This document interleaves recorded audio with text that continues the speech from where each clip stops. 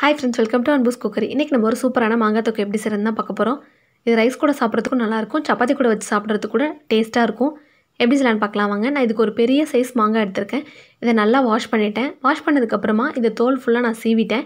ஒரு peeler use பண்ணி சீவினீங்கன்னா உங்களுக்கு ஈஸியா சீவ வரும். தோல் எல்லாத்தையும் சீவினதுக்கு அப்புறமா நம்ம இது ஒரு கேரட் திருவறத வச்சு திருவி எடுத்துக்கலாம். நான் இப்போ இது ஃபுல்லா திருவிட்டேன். இப்போ இதுக்கு என்னென்ன இன்கிரீடியன்ட்ஸ் தேவைன்றதை பார்த்தலாம். நம்ம கடுகும் வெந்தயமும் ட்ரை ரோஸ்ட் பண்ணி நம்ம பொடி பண்ண போகிறோம். அதுக்கு 1/2 டீஸ்பூன் அளவுக்கு மஞ்சள் கடுகும் 1/2 டீஸ்பூன் அளவுக்கு வெந்தயம் எடுத்திருக்கேன். 1/2 டீஸ்பூன் அளவுக்கு பெருங்காயத்தூள், 2 டேபிள் ஸ்பூன் அளவுக்கு மிளகாய்த்தூள், 1/2 டீஸ்பூன் அளவுக்கு மஞ்சள் தூள், தாளிக்கிறதுக்கு 1/2 டீஸ்பூன் அளவுக்கு கடுகு, தேவையான அளவுக்கு உப்பு, 1 டேபிள் ஸ்பூன் அளவுக்கு வெல்லம் எடுத்திருக்கேன். 100 ml அளவுக்கு நமக்கு நல்லெண்ணெய் தேவை. நல்லெண்ணெயில் செஞ்சிங்கன்னா தான் இது சாப்பிடவும் டேஸ்ட்டாக இருக்கும், உங்களுக்கு சீக்கிரமாக வீணாக போகாமல் இருக்கும். இதுக்கு நீங்கள் மஞ்சள் கடுகு தான் யூஸ் பண்ணணுன்ற அவசியம் கிடையாது. ஆனால் மஞ்சள் கடுகுலையும் நிறைய ஹெல்த் பெனிஃபிட்ஸ் இருக்குது. உங்களுக்கு கிடைச்சா யூஸ் பண்ணுங்கள், இல்லைனா நார்மல் கடுகே நீங்கள் யூஸ் பண்ணிக்கலாம். வெல்லம் வந்து புளிப்பு காரம் எல்லாத்தையும் பேலன்ஸ் பண்ணுறதுக்காக வெல்லம் சேர்க்குறோம். இப்போ எப்படி செய்யலான்னு பார்க்கலாம். ஃபஸ்ட்டு கடாயில் நான் கடுகு சேர்த்துக்கிறேன்.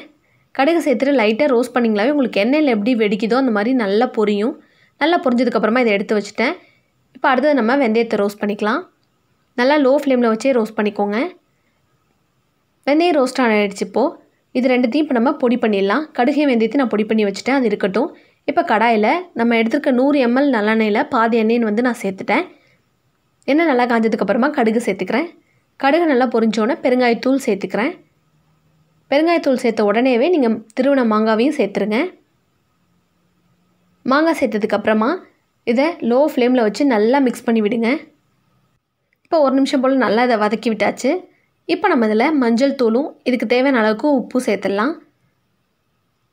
இது லோ ஃப்ளேமில் வச்சு செய்யும்போது உங்களுக்கு மாங்காயில் இருக்க அந்த ஈரப்பதெல்லாம் போய் சீக்கிரமாக உங்களுக்கு மாங்காய் தொக்கு கெடாமல் இருக்கும். இப்போ மஞ்சள் தூளையும் உப்பையும் நல்லா மிக்ஸ் பண்ணி விட்டாச்சு. இப்போ இதில் நம்ம காரத்துக்கு மிளகாய் தூள் சேர்த்துக்கலாம். நான் 2 டேபிள் ஸ்பூன் அளவுக்கு எடுத்திருக்கேன், உங்கள் காரத்துக்கு தகுந்தபடி சேர்த்துக்கோங்க. இப்போ மிளகாய் தூளையும் இதில் நல்லா மிக்ஸ் பண்ணி விட்டுடலாம். நல்லா மிக்ஸ் பண்ணி விட்டுட்டு லோ ஃப்ளேமில் வச்சு நல்லா வதக்கி விடுங்க. அப்பப்போ நல்லா வதக்கி விட்டுட்டே இருந்தீங்கன்னா உங்களுக்கு அதுலேருந்து எண்ணெய் பிரிஞ்சு வரும். இப்போ பார்த்தீங்கன்னாவே உங்களுக்கு தெரியும், சைட்லலாம் நம்ம ஊற்றின எண்ணெய்லாம் பிரிஞ்சு வருது பாருங்கள்.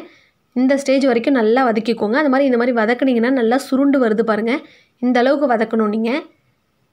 நல்லா வதக்கினதுக்கப்புறமா இதில் நம்ம இப்போ மீதி எண்ணெயும் நான் சேர்த்துட்டேன், வெல்லத்தையும் சேர்த்துட்டேன். வெல்லம் சேர்த்ததுக்கப்புறமா இதை வெல்லம் ஃபுல்லாக கரையிற அளவுக்கு மிக்ஸ் பண்ணி விட்டுக்கலாம்.